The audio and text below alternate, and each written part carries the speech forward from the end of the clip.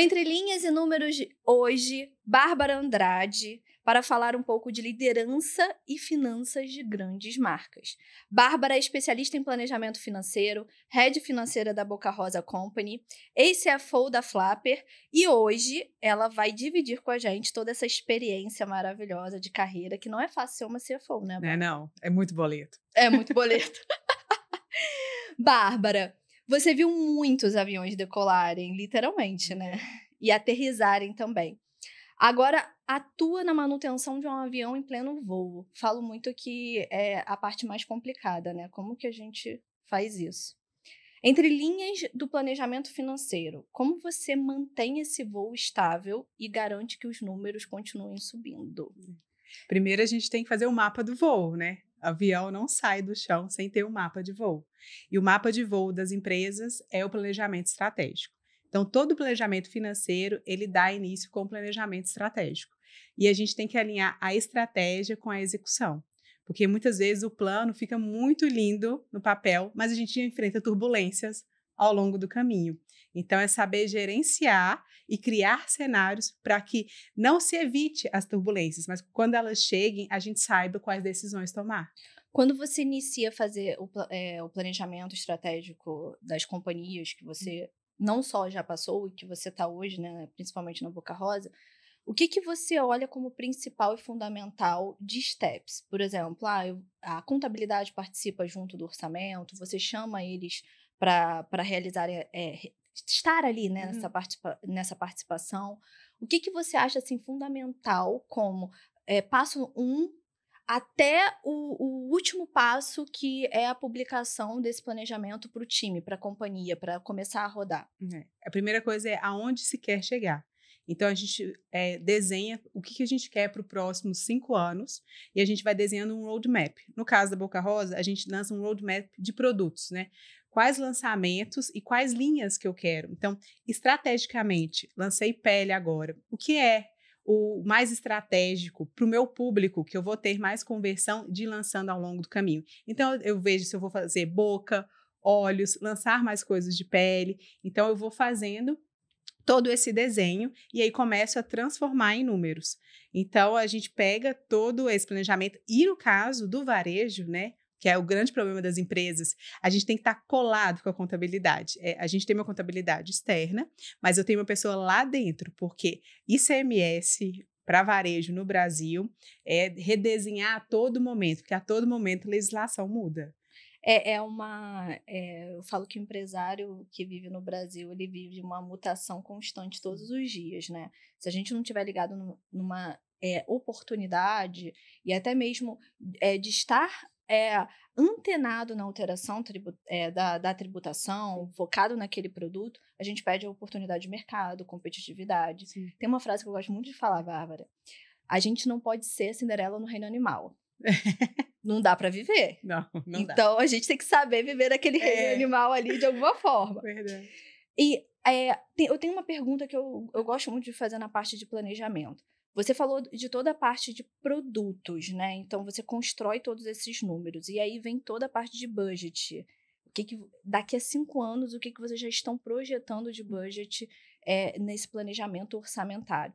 Quanto é difícil você fazer principalmente uma previsão de gastos em relação ao custo, porque a gente sabe que, por exemplo, matéria-prima muda o tempo todo, os impostos, como você falou.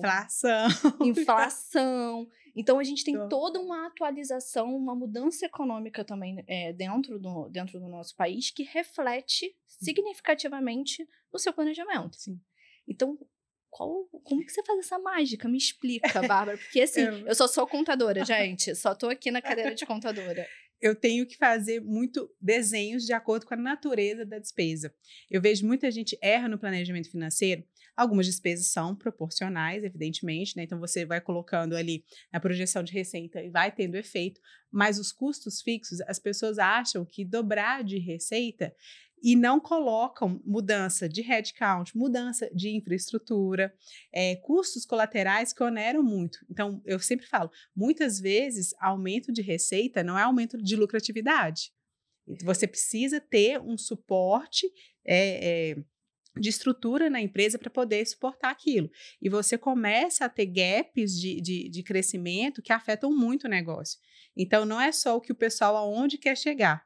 A gente tem que transformar em números e falar assim, olha, vamos dar um passo menor, vamos fazer uma mudança de caminho, porque nem sempre o que você crescer demais é de fato sustentável para a empresa. Sim.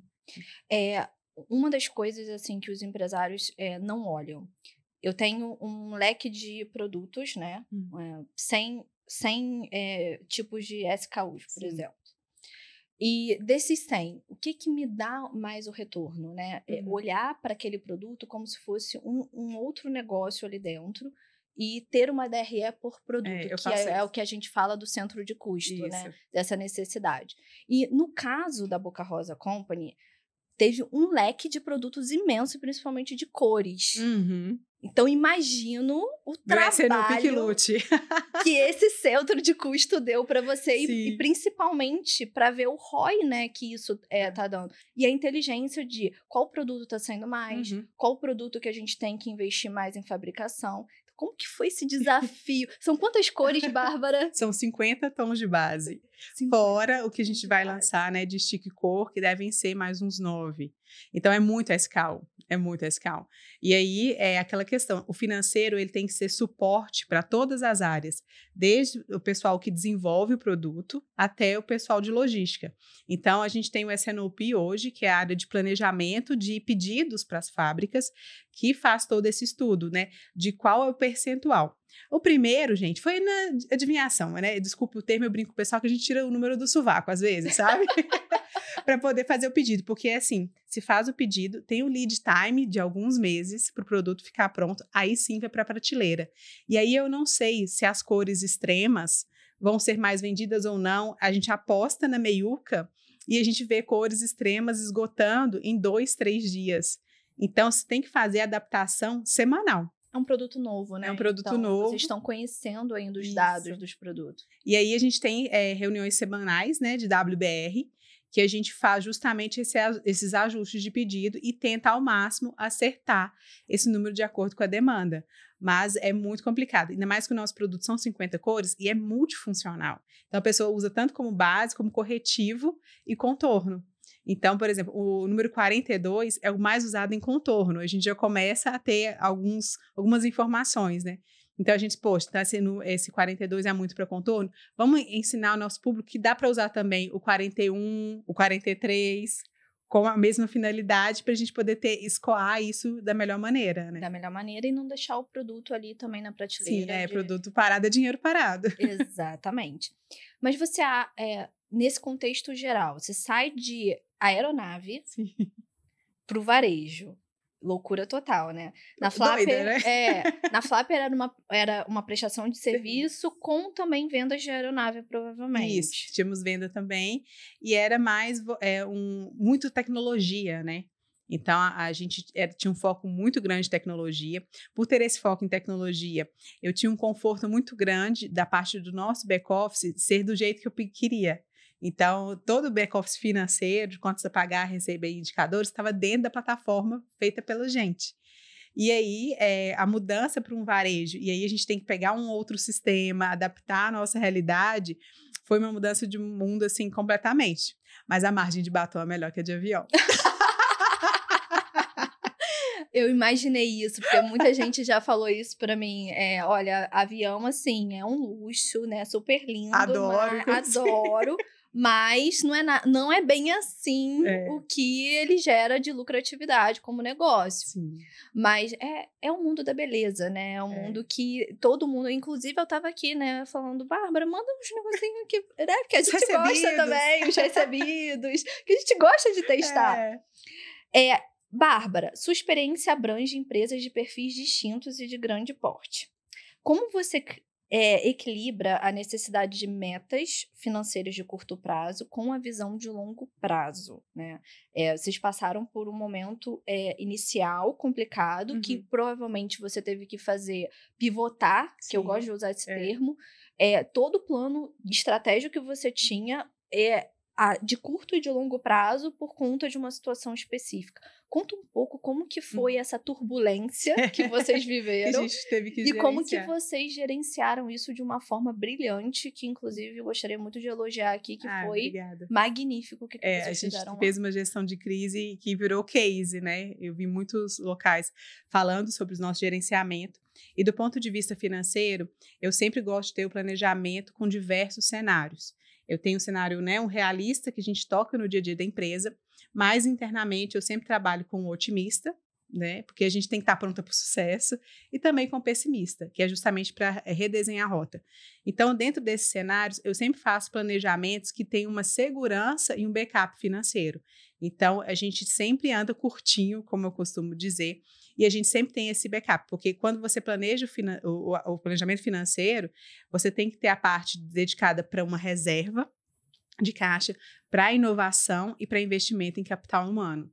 Então, a Boca Rosa é uma empresa que só tem 50 colaboradores e a gente é muito eficiente nas execuções e na tomada de decisão rápida. Como a gente acompanha indicador semanalmente, eu consigo desviar a rota e tomar decisões muito mais rápido do que se eu fizesse reuniões mensais ou trimestrais de revisão de orçamento. Então, a gente parou, entendeu o problema, não tomamos uma decisão no tempo que o público queria, tanto que no início a gente demorou alguns dias a se posicionar, porque a gente foi olhar para dentro, para entender e assim para responder o público. Então, são decisões de posicionamento que afetam muito o financeiro, porque se eu não paro, analiso e dou uma resposta satisfatória ao meu público, eu não teria feito o sucesso que eu fiz agora na hora de abrir o site. Que a gente não fez live nem nada, um post vendeu 3 milhões, que é só, a Bianca falando, gente, o site está aberto, corre lá. E foi aquela enxurrada. Então, essa criação de confiança com o público é super importante e tem muito reflexo no financeiro. Tem muito reflexo da Bianca também, né? Sim. Da reputação da marca que ela criou. Uhum. E isso vem ao longo dos anos, né? Que ela estruturou essa reputação de marca. Então, por mais que tivesse um obstáculo no meio do caminho, esse obstáculo conseguiu ser. Vocês conseguiram passar de uma forma mais. Não tão leve assim, que foi um. Tinha pessoas me xingando no Instagram, né? Mas Mas, assim, de uma forma mais inteligente, Isso. né? E quem corre por atrás de uma solução sempre encontra mais problema. Então, o que a gente precisa realmente é parar o que está acontecendo, o que a gente vai fazer. Fazer as coisas de uma forma assim, vamos fazer no supetão, eles precisam de uma resposta, vamos dar logo uma resposta, vamos fazer de um jeito que não é um jeito inteligente e pensado. Exato. E o que não é feito dessa forma, pensando no que precisa ser feito, não dá bom. Não dá, E acho que também outro ponto é muita transparência. Então, olha, não vou esconder que o problema aconteceu, porque literalmente o produto está lá na mão do cliente e é visível que tem um problema, mas é a transparência em lidar com ele. E também a transparência nos números, porque eu vejo que às vezes pessoas que trabalham no financeiro, estão lidando ali, querem se enganar, né? Reflete muitas vezes até no planejamento pessoal da pessoa. Se a pessoa não tem condições de guardar R$1.000 por mês, porque ela se coloca essa meta. Vamos ser transparentes, vamos ser realistas, porque quando o problema ou a turbulência chegar, a gente tem realmente os dados realistas e as decisões a se tomarem. Então, o efeito cascateado é muito menor. Sim. Eu estava aqui pensando você falou das reservas, né? E entrou nesse ponto de novo de guardar dinheiro. Que o empresário, quando vai fazer um planejamento, ele muitas vezes esquece dessa parte da reserva de tecnologia, reserva também financeira ali para custear a empresa, principalmente os custos básicos. Depois de uma pandemia que a gente viveu, muita empresa faliu literalmente porque não tinha uma reserva, não tinha R$1 para pagar a folha no mês seguinte e parou o faturamento. E a reserva também voltada para as pessoas, né? Para o time, o budget de crescimento, jornada, etc.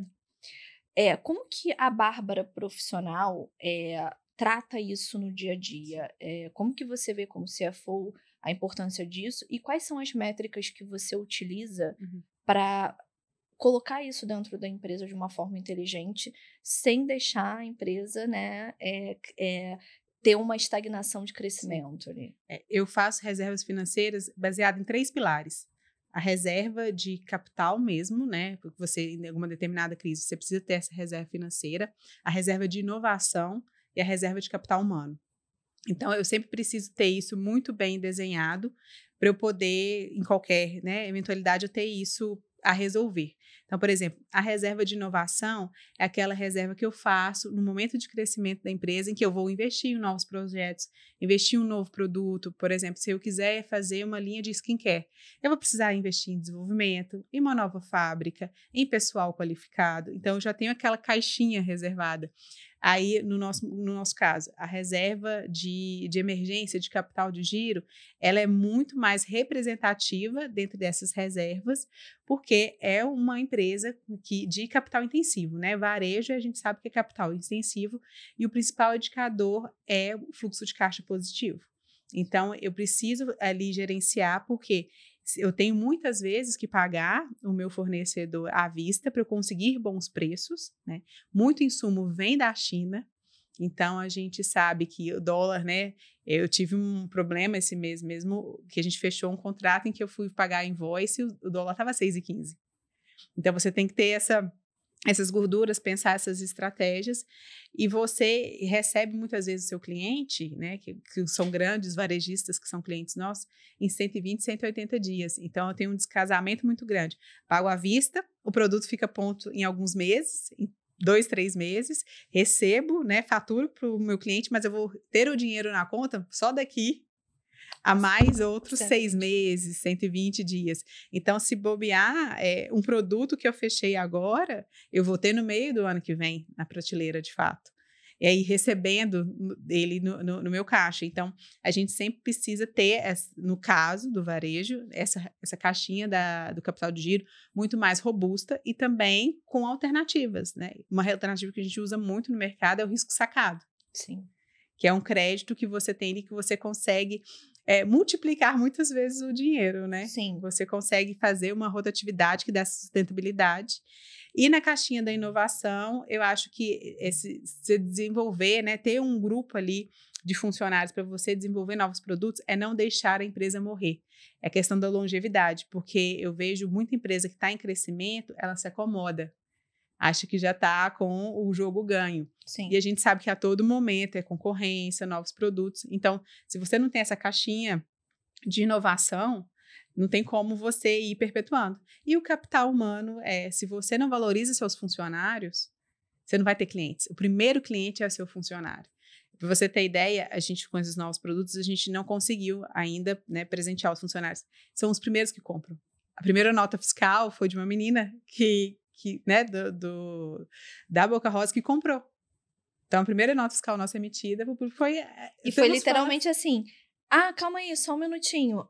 Chegou seu produto. Ela estava do lado e chegou. Exato. Seu produto já foi entregue, toma. Faz o Pix. Então, a gente tem os funcionários como fãs da marca também. E fãs que criticam, que avaliam, que compram e falam assim, olha, chegou dessa forma, o unboxing não tá legal, vamos mudar o unboxing. E você ter as pessoas compradas com você, isso dá um retorno enorme. Então, a gente tem que ter reserva para poder também reconhecer essa dedicação. Até onde, por exemplo, tem muito empresário que usa factoring como se fosse assim, algo usual do dia a dia. Você falou muito do risco sacado, que também é uma ferramenta, mas também não é uma ferramenta de usualidade, que deve ser utilizada sempre. Sim. Eu falo muito que o empresário que utiliza 100% do adiantamento da sua receita, ele está quase utilizando um vampiro dentro da empresa, Exato. sugador ali, né, de toda a parte boa da empresa, de geração de lucros, etc. Até que ponto é usual financeiramente para uma empresa, sendo varejo ou não, e saudável usar essas ferramentas no mercado financeiro? Eu não colocaria em adiantamentos mais que 30% da receita adiantada. Porque aí você está se enganando no fluxo de caixa. E você sabe que a maioria adianta 100%, 100%, né? Exatamente. Então, você precisa... Por isso que é tão importante o que eu brinco, né? Do andar curtinho. Você tá sempre de olho nos seus custos internos para você manter com uma cadência de recebimentos mensal. A questão de fornecedor e tudo, ok, você tem um dispêndio grande no primeiro momento. É investimento, né? Naquela reguinha de fluxo de caixa descontada, realmente é a setinha para cima até você ir recebendo e a conta fechar e você ter o ROI no final.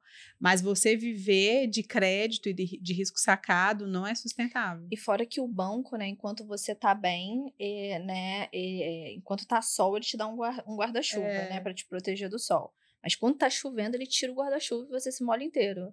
Então, infelizmente, o mercado financeiro, ele é assim. E me conta, assim, uma história, Bárbara, que você já viveu, que você precisava, assim, nossa, eu precisava muito do banco, e eu tava na chuva, ele não me deu um guarda-chuva, nem furado. Uhum. E o que você fez para sair dessa situação? A gente vive isso quase todos os dias, né? Então, a gente nunca teve um histórico, a Boca Rosa nunca pegou empréstimo. E aí, a gente precisou ter para poder realmente não ter um dispêndio de recursos próprios. Então, vamos buscar crédito, porque o dinheiro de terceiro, às vezes, é muito mais barato, né? É muito mais barato. E a gente teve muitas, portas fechadas. E aí, a gente, com o banco, né? O CFO, ele precisa de relacionamento com o banco. E aí, se você bate na porta, a pessoa não te atende, eu sou meio rancorosa, né? Mineira é assim, a gente Eu sou carioca, eu também sou, tá? Então, assim, quando eu tiver, por exemplo, a gente precisava de caixa, fizemos um lançamento, em 4 horas vendemos 5 milhões. Sai na Forbes, todo mundo quer tomar um café com você. E aí, eu falo, não, quando eu ganhar, você não vai ter meu dinheiro. Eu vou para o concorrente. E aconteceu isso com os nossos investimentos. A gente estava no banco. E aí, não estava respondendo muito bem. Na hora que veio, mudei tudo para um outro banco. Sim. Sem, né? Então, assim, o relacionamento bancário, ele precisa ser um relacionamento de confiança. Faça chuva, faça sol. Né? E se esse é quebrado, eu acho que a melhor forma é trocar e buscar outros recursos. Porque hoje, facilmente, a gente tem muito. Na época que era controller na Fiat, a gente não tinha essa gama de opções que a gente tem agora de bancos, né? Tanto de primeira quanto de segunda linha.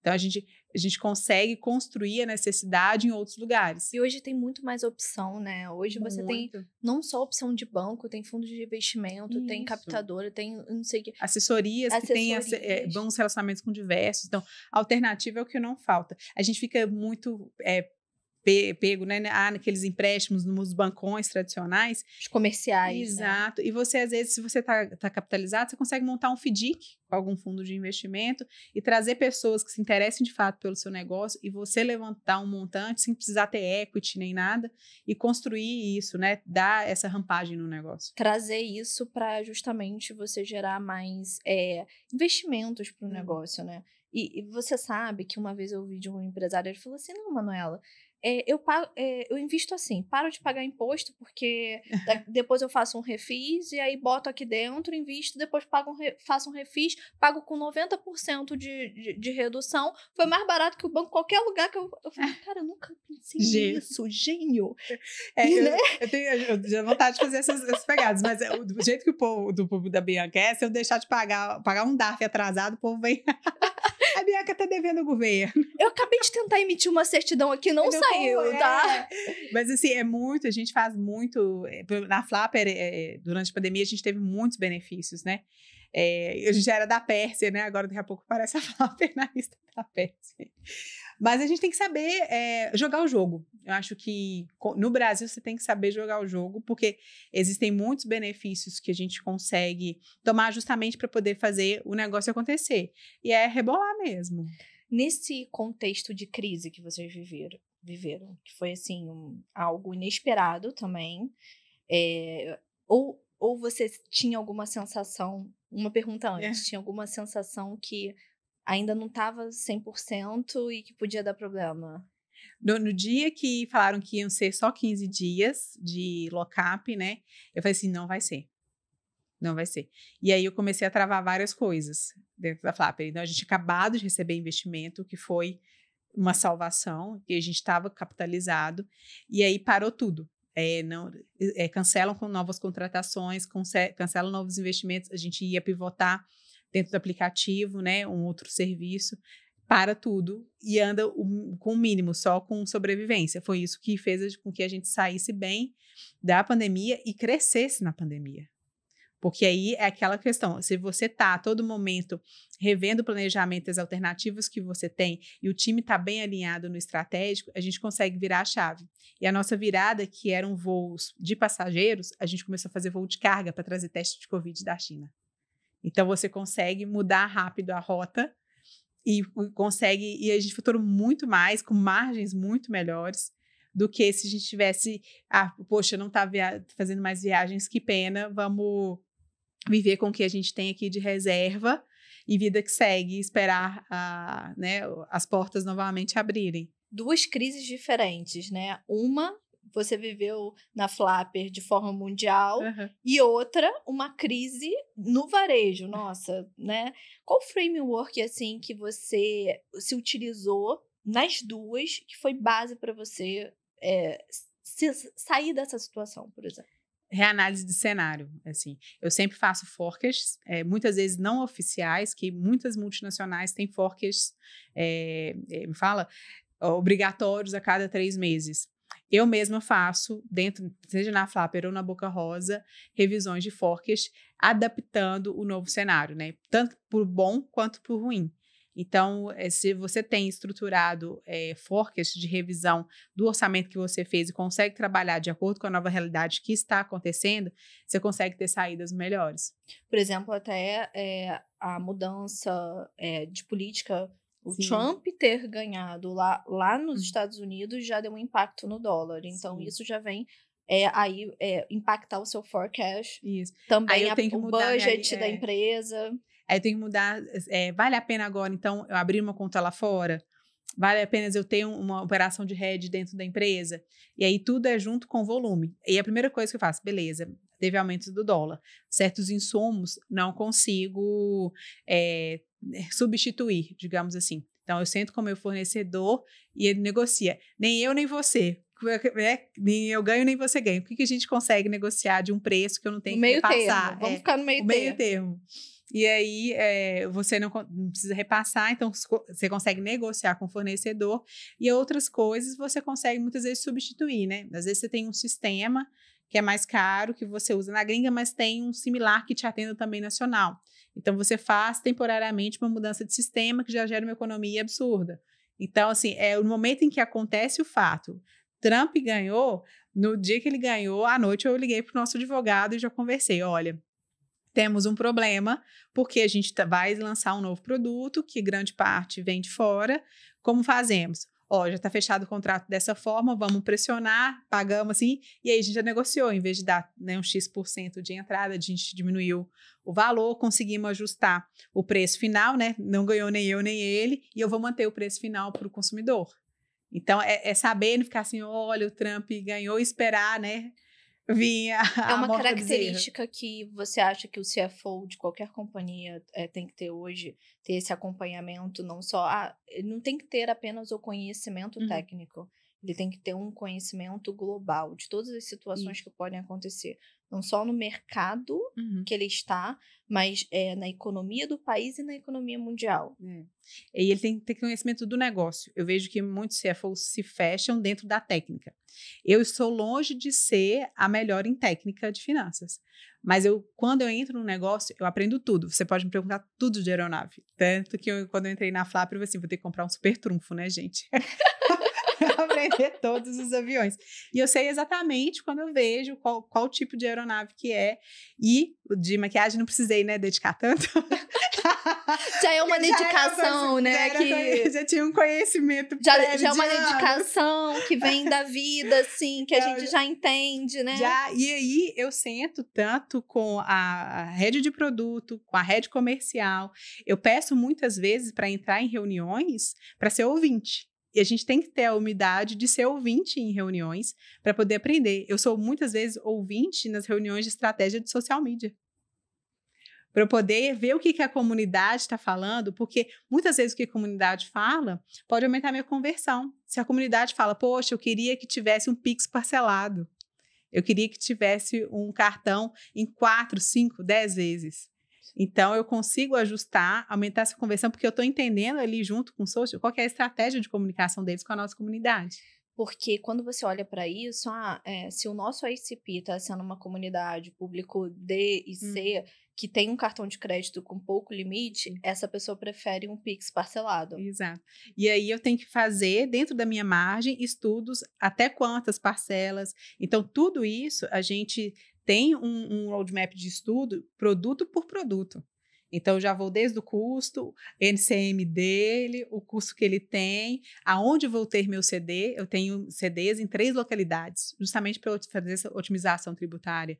Então, eu sei aonde eu vou distribuir, eu escolho os meus distribuidores.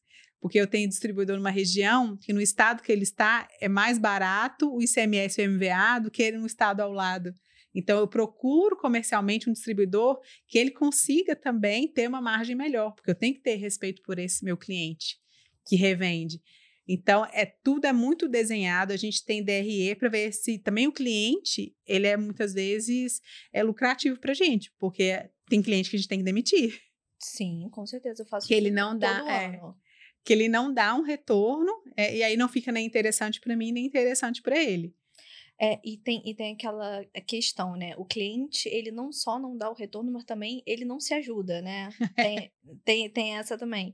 Que ele não quer também evoluir, não quer se ajudar, não entende que o negócio precisa dele, né? Então, aí não vai dar certo mesmo, não tem como. A transformação digital mudou a forma como lidamos com dados e previsões. Como a tecnologia tem impactado sua visão sobre o planejamento financeiro? Agora a gente tem uma gama, né? ChatGPT, IA, enfim. Quais ferramentas você considera essenciais para manter esse controle e a eficiência financeira em uma grande empresa? Eu sou fã de Power BI e de RP. Então, quando eu pisei na Boca Rosa, a primeira coisa, a gente precisa ter um RP e um RP robusto, né? A gente teve uns problemas no meio do caminho, né? Porque nada é fácil. Então, eu estou implantando o 3º RP em 1 ano. Nossa, você é muito corajosa. Meu olho tremendo. Sabe, já viu aquela bonequinha, aquela figurinha? Que fica assim? Eu tô nessa. Eu tô nessa figurinha. Não sei se você tem ela, mas eu vou te mandar. Me manda. Porque, assim, eu já tô uma especialista em TI, gente. Eu posso ser CFO e CTO, tá? Já. 2 em 1. 3 sistemas. E não deve ter sido sistema pequenininho. Não foi. Eu não posso falar o nome, assim, porque eu tô muito Então, muito... Entendi. Porque, mas assim, quando que a gente fica feliz com o sistema, né? Não, mas assim, você paga caro, você investe, porque você já quer uma coisa robusta e eles não te entregam. Porque você já sabe muito bem o que você precisa. Como eu falei, eu preciso do número, eu preciso saber a DRE para o cliente, eu preciso saber a performance por SKU para eu tomar minhas decisões. E os sistemas não estavam conseguindo emitir minha nota fiscal. Entendeu? Então, assim... Então, você precisando vender, ganhar dinheiro, que aí você ligava... Então, meu filho, olha só, para eu te pagar, eu preciso emitir a nota. E aí, mais uma vez, né, a pessoa rancorosa, aí liga o VP de não sei da onde, vamos dar uma segunda chance. Não tem. Não tem. Os clientes às vezes me ligam assim, Manuela, você tem um sistema para indicar? Aí eu faço a seguinte pergunta para ele: qual o seu problema? Aonde está o seu problema? Aí ele, por que você está me fazendo essa pergunta? Eu falei, porque é mais fácil a gente resolver o seu problema, porque nenhum sistema é perfeito. Então, aonde está a sua dor, a gente pensa num sistema que atende full a sua dor. E no resto você vai ter outra dor. Aí resolve, eu coloco o pessoal para fazer a nota fiscal na mão, né? Como aconteceu com a gente. 22 mil pedidos e eu não emiti a nota fiscal. Não emiti. Não, e aí, mais uma vez, a gente desenha um fluxo, né, para estar tudo redondo, a nota fiscal era o input para a pessoa receber o pedido e ela recebeu o número de rastreio. As pessoas recebiam o produto em casa sem ter o número de rastreio. Foi desesperador. Nossa, e o controle? E se alguém, eu não recebi ainda? Não, aí as pessoas iam no meu Instagram, né, sabem que eu sou do financeiro da Boca Rosa e falavam assim, vocês são caloteiros. Eu, não, moça, pelo amor de Deus. Deixa eu te explicar um negócio. Isso faz parte do meu universo de mudar 3 vezes o mesmo sistema, porque ninguém consegue entender o fluxo que vocês estão criando pra gente. Assim, e aí eu tenho Excels, né? Muito bons, a gente vai controlando, mas não tem a rapidez e a assertividade que eu preciso muitas vezes ter, que o sistema vai me dar. Então, assim, estamos tomando decisões, estão sendo bem assertivas, mas hoje tem que ter um Power BI com dashboard, a gente coloca na TV, no escritório, né? Ontem foi o lançamento, então a gente joga os números para a gente poder ver, para justamente na cultura organizacional da empresa, a gente celebrarmos todos juntos, porque cada um, né, o seu pedacinho fez aquilo ali acontecer. Sim. Eficiência é o novo luxo silencioso, né? Exatamente. Então, é o que a gente tem que procurar hoje em dia. E como líder financeira, você lida com a construção da confiança em períodos de incerteza ou mudança. Quais práticas ou abordagens você utiliza para reforçar essa confiança? Não só com o seu time, mas também com os stakeholders, e especialmente nas decisões mais críticas, naquelas que você fala, cara, infelizmente eu vou ter que tirar esse recurso aqui. Imagina você virando para Bianca, então, Bianca, não. Eu acho que sou a única pessoa que fala não com ela. Às vezes ela fica muito brava comigo, inclusive, que o financeiro ele tem a tarefa cruel de muitas vezes jogar balde de água fria. Né? Mas quando a gente trabalha com o pé no chão em transparência, é entendível tanto para os stakeholders quanto para os donos em si. Então, muitas vezes a gente tenta contornar um problema ou não dar a devida luz para ele, e ao contrário, estamos com um problema, tem um elefante na sala, não vamos ignorar que tem esse elefante na sala, e eu falo tanto com os meus pares quanto com os donos, porque todo mundo precisa saber, porque muitas vezes a solução pode vir da pessoa do e-commerce, entendeu? Da pessoa de social. Eu não sou ali única dona da verdade, né? Então, a gente falar claramente com as pessoas como está a situação, agindo com transparência e pé no chão, eu acho que é o melhor insumo para poder passar por problemas, sabe? Por e eu acho isso muito importante. Você já ouviu a história da Colgate? Não.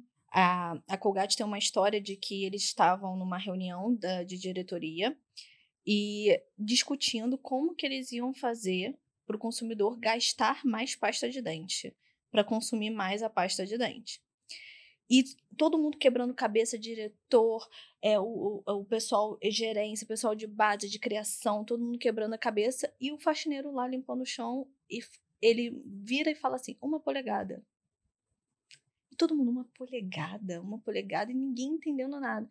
Ele 1 polegada. Mas de que ele? Aumenta a boca de saída da pasta de dente. E aí, nesse momento, o pessoal virou, cara, é isso, porque não só vai ter o uso na pasta, mas como desperdício da pasta. Porque quantas vezes você já desperdiçou uma pasta? Né? Quase nunca de primeira, né, gente? Sempre... Então, sempre tem um desperdício ali na pia da pasta de dente. Então, ter essa troca com times, inclusive, que não tenham muitas conexões, eu imagino, é muito importante. E eu fico imaginando a reunião, né? Todo mundo lá empolgado, o pessoal, né? Não, vamos fazer isso, vamos chamar o fulano, vamos fazer... Não. E você? Não. Mas eu brinco muito, principalmente que é uma briga muito grande, financeira e marketing, né? Acho que eu posso imaginar. Só que eu sempre falo assim, eu não sou sua inimiga. Eu tô aqui para dar suporte, para fazer acontecer, porque o meu resultado, o meu sucesso na minha cadeira depende do sucesso de todas as áreas, porque o meu sucesso é a última linha do balanço, né? A última linha da DRE. Então, eu preciso que todo mundo brilhe para eu também conseguir o meu, né? Então, assim, eu não sou inimiga e não estou para falar contra. Tanto que a gente brinca, eu falo não, mas tem que trazer o projeto muito bem estruturado e com o retorno que aquilo vai trazer. Então, não é só fazer por fazer, né? Sei que muitas vezes marketing gosta de investir em posicionamento, mas o que a gente consegue investir em posicionamento que também dê um retorno financeiro, aumento de vendas? Sim. Andar com isso sempre casado.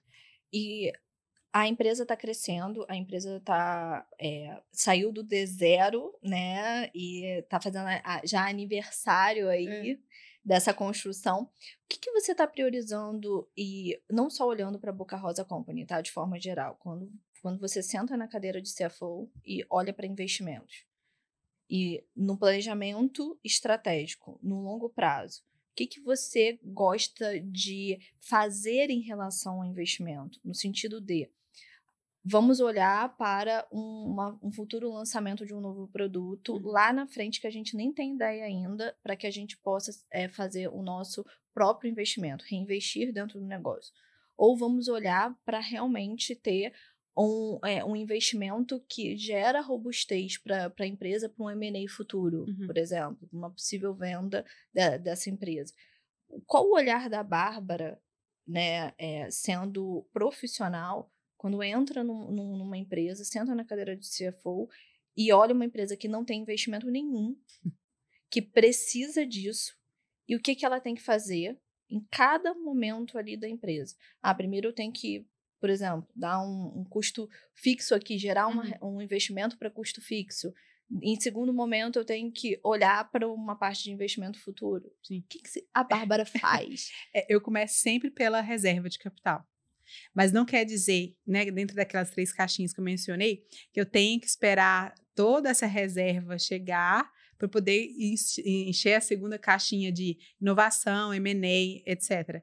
Elas precisam andar simultaneamente. E aí, muitas vezes, o crescimento hoje em dia é muito mais fácil você fazendo um M&A, né, trazendo um smart money, etc., do que você ir começar do zero uma nova linha ou novos produtos. Então, eu sempre gosto de construir essa estradinha, né? Então, eu brinco que a gente tem que começar do começo. Em todo começo de empresa, a gente tem que começar realmente pela reserva de capital. Porque eu vejo muita gente fazendo M&As sem ter capital de giro de pelo menos 6 meses. Então, não adianta nada, porque até você comprar, fazer um novo investimento e ele te trazer retorno, pelo menos no cenário do varejo, coloca 2 anos aí na conta. Sim. Não é tão rápido assim para a gente enxergar retorno. E quando a gente fala de investimento, por exemplo, muitos empresários querem guardar o dinheiro para um investimento em folha de pagamento. Sim. Né? Vão ter datas, Manuela, que eu não vou ter o dinheiro na conta, ainda não recebi do cliente, que é o que você estava falando. Meu cliente paga em 120 dias, a folha vence quando? Em 30, né? Então, como que eu pago isso? Então, a gente sempre tem um investimento ali que, por exemplo, é voltado para a folha. E tem muitos empresários, Bárbara, que não tem nem noção que existem investimentos que você pode aportar o dinheiro, sim, retirar para o pagamento da folha e voltar e ainda manter ali ainda por 10 dias rodando o rendimento em cima do valor principal. Então, eu acho que isso é muito importante para os empresários entenderem e você falar um pouco aí dessa estratégia. Essa estratégia, principalmente da folha de pagamento, é muito compensada, né? Então, você coloca o dinheiro e rende durante um dia e você saca, para poder ter um rendimento, mas acho que é válido só quando você tem uma folha ou um gasto muito robusto que justifica isso, né? E empresa, a gente tem que entender que é diferente da pessoa física, né? A pessoa física pode comprar Bitcoin, a empresa não. A empresa, ela tem que ser um senhor aposentado do Estado. Bom termo. Né? Então, que é a estabilidade. Buscar a estabilidade e focar em não perder, que acho que é o principal. Então, assim, investimentos muito sofisticados e arriscados para o CNPJ, eu não indico. Então, assim, são coisas mais CDBs, que você dilui com vencimentos curtos, né? Não justifica uma empresa que está construindo capital de giro fazer investimentos que vençam lá em 2040. No máximo 2, 3 anos, justamente para ter essa rotatividade e você ter um ganho ali. Então, eu vejo muita empresa que você pega os investimentos, está investindo em COI, né?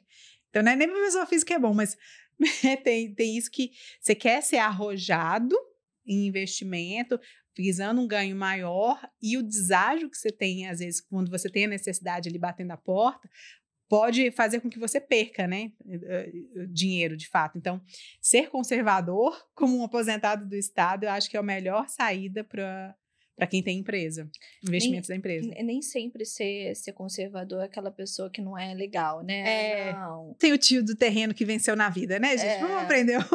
Que comprou um terreno. Olha, eu tenho uma história do meu avô, meu Deus do céu. Eu tenho um tio do terreno que, assim... Meu avô trocou um terreno por um Fusca. Um Fusca! E o terreno Ele era maravilhoso, bem localizado, que se hoje o terreno ele tivesse ainda, ele ia vender o terreno por uns 2, 3 milhões e meu avô trocou por um Fusca. Que um Fusca hoje, acho que não vale nem 10 carro não é mil investimento, né, gente? Carro é passivo. Exatamente, ele trocou o terreno por um Fusca. Minha mãe fica falando desse Fusca até hoje. Não tô acreditando. Eu tive um tio do terreno que não casou, não teve filho, e até hoje a gente fala assim, bença tibilô. Até hoje pinga. Até hoje. Ele faleceu tem 3 anos. Falando agora da Boca Rosa, existem métricas que você, assim, não abre mão mesmo, que você utiliza nas estratégias, principalmente voltadas para as campanhas principais. Eu lembro que a Bianca, ela fez uma ação de marketing que ela maquiou a Anitta dentro do avião. O avião era da Flapper? Não, quase foi. Quase foi, ó. A gente já faz as conexões aqui. Aí não bateu o custo, né? A gente teve que, né, dar uma reduzida. E como que você metrifica, por exemplo, essas campanhas, essas ideias incríveis? Porque a Bianca, ela é uma pessoa... Ela é gênia. Ela é muito gênia. Né? Só que aí você também tem que falar um não, mas falar assim, não, mas dá pra gente ir por aqui, né? Porque a ideia é tão boa que até você já comprou ali, só que você mantém compostura ali e fala assim, não, tá... vamos dar um jeito de fazer. Não vai ser no avião da Flapper, mas vai ser em outro. Vai ser no jato. Mas a gente sempre faz um estudo que começa desde o custo do produto, né? Então, eu sempre tenho um protótipo do produto e a gente trabalha meio que de trás para frente. Então, eu sei o preço que a minha audiência topa pagar pelo produto. Então, eu tenho que fazer esse estudo, porque não adianta eu vir com questões detalhistas que vão encarecer aquele produto e o meu consumidor não vai ter condições de comprar. Então, a gente sempre foca no custo do produto, né, no CPV, no CMV, para poder garantir esses indicadores, preços acessíveis. E quando a gente vai para o mercado, os outros indicadores que a gente sempre olha, né, principalmente no site, quantidade de visita, conversão, ticket médio. Então, eu sei que se eu fizer uma live de 1 hora, eu tenho já projetado quantos visitantes eu quero, já tenho projetado a conversão, o ticket médio, e eu faço uma live exatamente sabendo quanto que eu quero de receita nela. Então, ontem foi um lançamento, a gente sabia exatamente quanto a gente queria de receita. Então, eu mensuro muito, né, no nosso caso, o engajamento com as visitas no site e com a taxa de conversão. E são muitas vezes até acima do mercado, né? Então, a gente já trabalha com metas um pouco mais agressivas. Então, vocês já entram, por exemplo, o nosso objetivo é 3 milhões, entrei na live e vai ficar na live até 3 milhões. Isso, e a gente tem que trazer X visitantes. Sim. E o nosso foco é o orgânico, né? Então, a gente não tem ferramenta de patrocinado, nem nada. Então, a gente trabalha muito com as visitas orgânicas. Então, eu sei exatamente o que eu preciso fazer, porque... muitas vezes, investimento em outros tipos de estratégias para trazer essa pessoa podem me ser muito mais caro, né? Não dá um ROI que eu busque fazendo de maneira orgânica. Em relação... O exemplo da Anitta é perfeito. Nessa campanha em específica, vocês vão para essa ação de marketing e falam assim, tá, a gente vai fazer isso e a gente quer esse ROI aqui. Isso. No caso da Anitta, a gente fez mais como posicionamento. Mas teve um ROI. Não, porque ainda não estava vendendo. Mas teve um ROI depois na live. Sim. Porque aí você fomenta mais aquele mercado de desejo, né? Porque ainda não tinha um lançamento, mas era um posicionamento. Foi um posicionamento eu tô vindo agora com uma maquiagem que é pra mulher prática, quer maquiar rápido, pode se maquiar dentro de um avião e ela vai ficar o show inteiro dançando, cantando e vai sair no final, ela vai estar com a maquiagem intacta. No nosso caso, né, a mulher, né, que a gente acabou de sair de casa de manhã, ela vai para um almoço, depois eu vou para um outro almoço e tem que durar até o final do dia, então, né? Compre Boca Rosa, gente, dura. Tá vendo? A gente já faz até a propaganda aqui. Já faz a publi. Aprendi com Bianca, marqueteira. Ela tá bem treinada, hein, Bianca? Vou de observadora nas reuniões. É aquilo que eu falei, o financeiro precisa estar. A gente aprende, filtrado, Exatamente. Vocês vivem um mercado competitivo, porque mercado de beleza, né, vamos combinar, o negócio tá... prateleira. Dá lucro, but muito trabalho por trás. Como você aborda essa gestão de risco de competitividade, Uhum. tá? Dentro da empresa, para ela manter uma alta visibilidade, uma inovação constante. E se tem alguma metodologia que você trabalha ali, né? Quase um PDCA que Aham. você tem que estar sempre olhando para manter ela dentro de uma concorrência saudável e Sim. principalmente numa visibilidade ali, né? Uhum. Bem, bem, bem acima do esperado, lá no mercado, lá em cima, é o produto mais desejado. A gente sempre, todo produto que a gente decide lançar, a principal foco é no diferencial dele para o público. Então, fazer 50 tons de base foi desafiador, né? Quando eu cheguei, eu falei assim, você é doida. É quase uns 50 tons de cinza, né? Exato. Então, você ter e de fato serem tons que atendem as pessoas mais brancas e as pessoas de pele mais retinta. Então, dá muito orgulho quando a gente passa todo o processo, a pessoa que não encontra uma base no mercado, ela passar aquilo e aquilo sumir na pele dela. De tão assertivo que é o tom. Então, a gente foca muito, obviamente, a gente vê realmente o que né, as outras marcas nacionais estão fazendo no mercado, mas a gente olha muito no que a gente pode de fato atender, né? A gente tem uma comunidade muito forte, né? Então, assim, eu vou com 50 tons de base, eu vou com um pó translúcido, que é um pó compacto, não é um pó solto, porque essa mulher prática, ela vai maquiar dentro do carro, ela vai maquiar no transporte público, e ela precisa, né, tirar uma oleosidade da pele, então eu trago um pó translúcido, mas não é de qualquer cor, eu trago um pó translúcido rosa, que a pessoa tem aquele diferencial, né, de não ter tantos em outras marcas, é os 50 tons, é vinho stick, ele ter como insumo vitamina E, protetor solar, então ela consegue mesclar aquilo tudo. Então a gente olha muito para o que a comunidade precisa, né? Então a gente é dos poucos que olha, por exemplo, uma pele madura, para a gente testar para pele madura, para pele retinta. Então, a gente foca muito nisso, do que o mercado não está trazendo de inovação e que a gente consegue entrar. Que é um dos temas que tá em alta, né, E às nas vezes nem redes é muito sociais. lucrativo, porque você trazer essa inovação, o seu ganho talvez não é na receita imediata, é na valorização da sua marca. É porque são 50 tons, né? Então, como que você O produz? setup disso, gente, é babado. Nossa! Você acredita que a cultura organizacional impacta no desempenho financeiro? Com certeza. Porque se você tem um time que realmente compra a ideia, que gosta, empenhado, ele traz muito mais ideias e traz eficiência para o negócio. Então, a cultura ela é fundamental. Então, por isso que a gente precisa estar sempre conversando e entendendo todas as áreas e a empresa como um todo. Como Então, foi essa cultura, esse fogo dentro da Boca Rosa Company, no momento em que vocês tomaram um banho, assim, de gelo? Não foi nem água fria, fria. né? Foi Aquela banheira, aquela banheira de gelo que todo mundo entrou. né? Então, eu acho que todo mundo se uniu. Assim, poxa, temos um problema, não é um problema só do time de operações, né? É um problema do marketing, é um problema de produto, é um problema de operações, é um problema financeiro, é um problema comercial, e a gente não se deixou de dar as mãos, né? É uma primeira linha toda de mulheres, né? Então, a gente ali se ajudou, porque tem hora que cada uma dá uma desanimada, uma desmotivada, mas a gente entendeu a unidade do negócio e que para fazer sucesso precisam ter todo mundo funcionando bem. Então, eu vejo que, às vezes, muitas vezes, pode ter ambientes corporativos muito competitivos, que é ok, é legal, mas para momentos de crise é muito mais importante um time junto, unido, do que um time competitivo.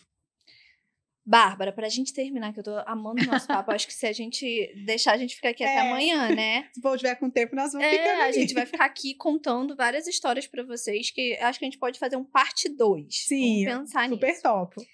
Para empresários ou heads financeiros que estão te ouvindo agora, que eles querem expandir as operações, quais conselhos práticos você daria sobre a estruturação de um planejamento financeiro que não apenas sustente um crescimento, mas também perpetue a empresa? Não negligencie seu planejamento financeiro. Que às vezes, o planejamento, muitas vezes, ele é feito uma vez por ano, geralmente no final do ano, para o ano seguinte, e nunca mais revisitam aquilo. Então, não está escrito em pedra, forecast existe para ser revisto, para a gente estar revendo os números e acompanhem sempre os principais indicadores. Muitas vezes o pessoal, tem LTV, CAC, às vezes o seu indicador principal não é LTV e CAC, não. Você precisa encontrar qual é o indicador mãe do seu negócio e acompanhar ele diariamente. Então, você ir adaptando, escolher os indicadores, adaptar para o seu negócio e não negligenciar o planejamento financeiro que você fez. O Entre Linhas e Números dessa vez foi literalmente com muitos números e muita análise de linhas, né, Bárbara? Bárbara, obrigada por ter vindo. Obrigada a vocês e até a próxima.